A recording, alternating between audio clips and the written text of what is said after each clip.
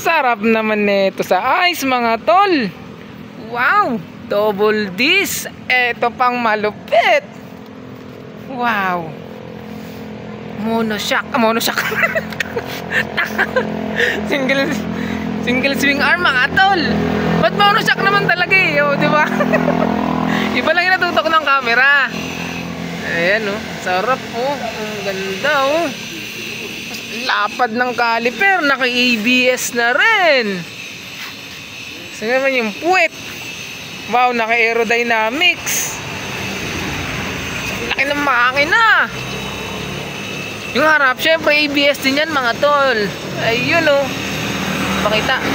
Ayan. Up, sound check. So hindi pindot, para siyang ano, tawag dito? Balisong. Yeah. Alright.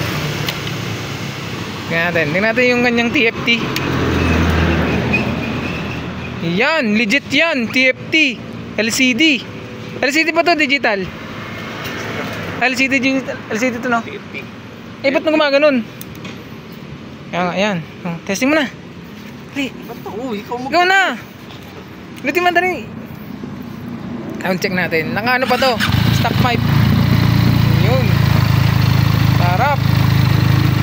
Ito nga pala mga tol, QJ motor 400R. Pero pangalan daw niya sa Pinas is ano?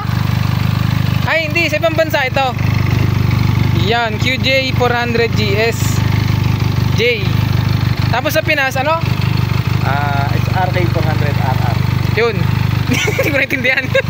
RR lang intindihan ko. Sound check. Stock pipe pa to. Wow, parang inline 4 mga tol. Ano lang to, twin cylinder lang siya. Diba? Parallel twin ba to? O naka 360. Yun, natin. RJ to na rin, dalawang. Pero tunog niya parang 400, ano na, parang inline 4. Isa pa. One more time. Ganda. Partida, naka-stock pipe pa yan. Dahil pag na-open pipe yan, screamer din to. Tingnan yung mukha.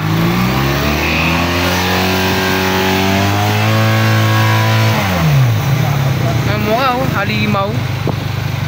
Sabi nila ano to, BMW S1000RR inspired. Yung bago. Kaya ganyan siya.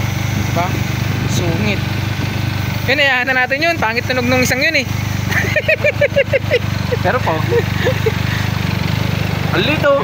Laki oh. Dito. O diba? Naliliit.